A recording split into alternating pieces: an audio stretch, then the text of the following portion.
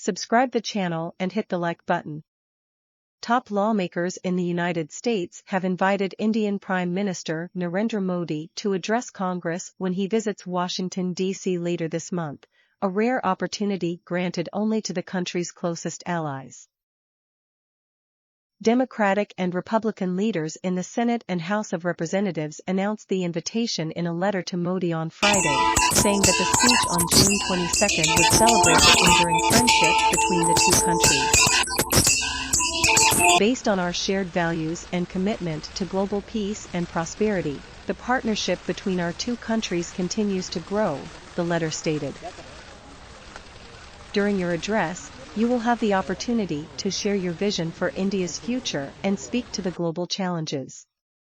This will be the second time Modi addresses a joint session of Congress, after he delivered a speech to U.S. lawmakers in 2016. Modi's visit to the U.S. comes amid intensifying competition between Washington and Beijing, and as India, now the largest country in the world by population, has become a major geopolitical and economic power. U.S. officials regularly praise New Delhi as an important ally in the Asia-Pacific region, where Beijing's policies, including claims to the South China Sea, have increasingly drawn criticism from Washington. The White House announced Modi's trip last month, saying that President Joe Biden will host him to affirm the deep and close partnership between the two nations. The visit will strengthen our two countries' shared commitment to a free, open, prosperous, and secure Indo-Pacific and our shared resolve to elevate our strategic technology partnership, including in defense, clean energy, and space, it said in a statement on May 10.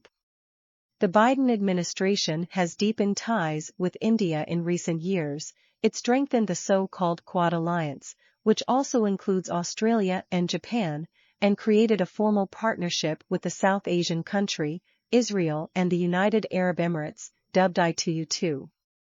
But Modi's critics in the U.S. have called on Washington to do more to confront his nationalist policies, which they have said harm minorities in India, particularly Muslims.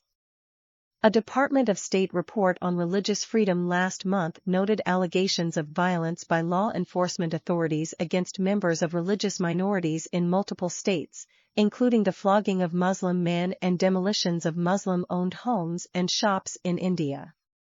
We'll continue to speak directly with our colleagues and counterparts in India regarding these concerns, a senior U.S. official told reporters on condition of anonymity before the release of the report.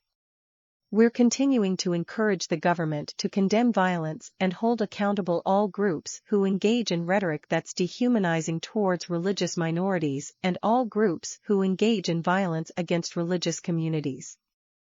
India has rejected U.S. accusations of religious freedom violations.